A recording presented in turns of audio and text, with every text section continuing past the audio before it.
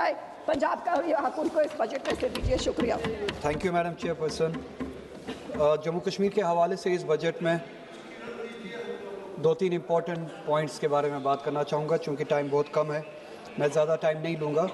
एक तो capital expenditure के बारे में कितना सीरियसनेस है इस गवर्नमेंट का जम्मू कश्मीर के हवाले से कि 50,000 करोड़ के करीब जो एलोकेशन है जम्मू कश्मीर की, उसमें से सिर्फ 0.25%, 1% भी नहीं कैपिटल एक्सपेंडिचर के लिए जो है एयरमार्क किया गया है 100 करोड़ के करीब पैसा। इस कैपिटल एक्सपेंडिचर से, इस कन्फाइंड अमाउंट से जम्मू कश्मीर कितना ही आगे बढ़ सकता है, ये आप खुद से अंदाज़ा लगा सकते हैं। इस गवर्नमेंट की सीरियसनेस है कितनी है जम्मू कश्मीर के हवाले से, खुद आप अंदाज़ा लगा सकते हैं। और इनकी सीरियसनेस कहाँ पे है, इस बात से पता चलता है कि 10,000 करोड़ के करीब पुलिस के लिए एयरमार्क किए गए हैं, लोकेशन की गई है 10,000 करोड़ के करीब पैसे इस बजट में, मगर कैपिटल एक्सपेंडिचर के लिए जम्मू कश्मीर से, जिससे रीढ़ की हड्डी खड़ी हो सकती है, जिससे एम्प्लॉयमेंट बन सकती है, जिससे तरक्की कर सकता है जम्मू कश्मीर, वहाँ पे सिर्फ 100 करोड़ रुपए। और जहाँ पे 10,000 करोड़ रुपए पुलिस के लिए इन्होंने अलॉकेट किए हैं, वहाँ पे एक अहम सेक्टर टूरिज़्म वो भूल चुके हैं, SMEs भूल चुके हैं, टेक्नोलॉजी भूल चुके हैं। कश्मीर जैसे कि आप जानते हैं 370 के अनडेमोक्रेटिक एब्रोगेशन के बाद that is least employed state which used to be one among us the best employed states in the country, आज वो दूसरा या पहले या दूसरे नंबर पे है। अब जहाँ से जम्मू कश्मीर अपनी एम्प्लॉयमेंट जनरेट कर सकता था, प्राइवेट सेक्टर, वो टूरिज़्म के हवाले से हो, हॉर्टिकल्चर के हवाले से हो, टेक्नोलॉजी के हवाले से हो, SMEs, उसके लिए बिल्कुल कोई इनिशिएटिव नहीं है, कोई एयरमार्क नहीं किया गया है, कोई इनिशिएटिव नहीं, कोई इंसेंटिव्स नहीं इस बजट में। हॉर्टिकल्चर के हवाले से, कश्मीर के हवाले से, जम्मू कश्मीर के हवाले से एक बात बहुत अजीब है कि जब ताकत दिखानी हो तो कश्मीरी लोगों को दिखाते हैं, जम्मू कश्मीर के लोगों को दिखाते हैं।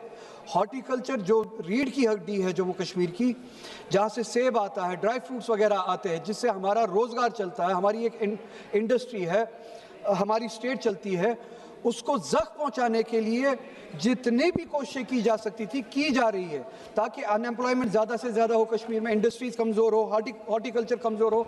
एक मिसाल आपके सामने है, रोब दिखाएंगे कश्मीरियों को, मुसलमानों को रोब दिखाएंगे, मगर अमेरिका के सामने झुक जाएंगे। इम्पोर्ट ड्यूटीज़ ख़त्म कर दी गई है प्रोडक्ट्स पे, बाहर से, अमेरिका से, ईरान से या दूसरे ममालिक से, अमेरिका से बिलखुसूस ये रिसेंट डील के बाद जहाँ पे ये झुक गए अमेरिका के सामने, इम्पोर्ट ड्यूटीज़ ख़त्म की गई है अमेरिका के इंपोर्ट पे, और जम्मू कश्मीर का सेब प्रोडक्ट जो है उससे सफ़र करेगा। ये एक सोची समझी साजिश मुझे लगती है जम्मू कश्मीर की इंडस्ट्री को कमज़ोर करने की।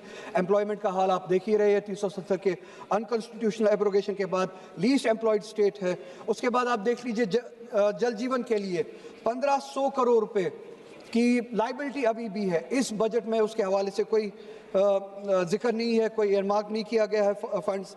मुसलमानों की हालत आपको पता ही है, मेरिट कम मीन स्कॉलरशिप जो थी इस मुल्क में पिछले 5 सालों से बतदरीज कम होती जा रही है।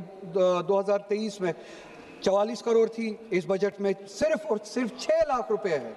मौलाना आज़ाद नेशनल फेलोशिप प्रोग्राम जो था वो 96 करोड़ जो हुआ करता था 2023 में, अब सिर्फ और सिर्फ 36 करोड़ रह चुका है इस बजट में। पोस्ट मैट्रिक स्कॉलरशिप्स, बस 2 minute ma'am, post matric scholarship जो माइनॉरिटीज़ के लिए हुआ करती थी 2023 में 1065 करोड़ रुपए, और इस बजट में 40% से भी कम 581 करोड़ रुपए।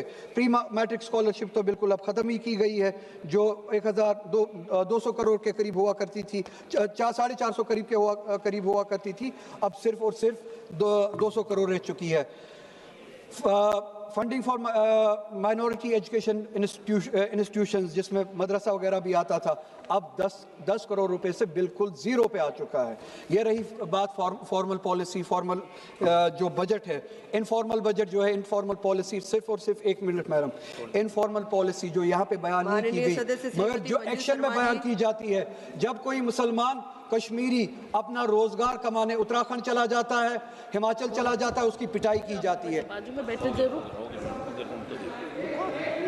मिनट बस कंक्लूड कर रहा हूँ। असम का चीफ मिनिस्टर, मैडम बैठ जाओ मैडम, बोलना नहीं तो।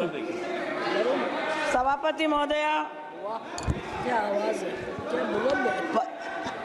इतने भारत के विकसित करने वाले इस बजट के लिए मैं आदरणीय प्रधानमंत्री नरेंद्र भाई मोदी जी और वित्त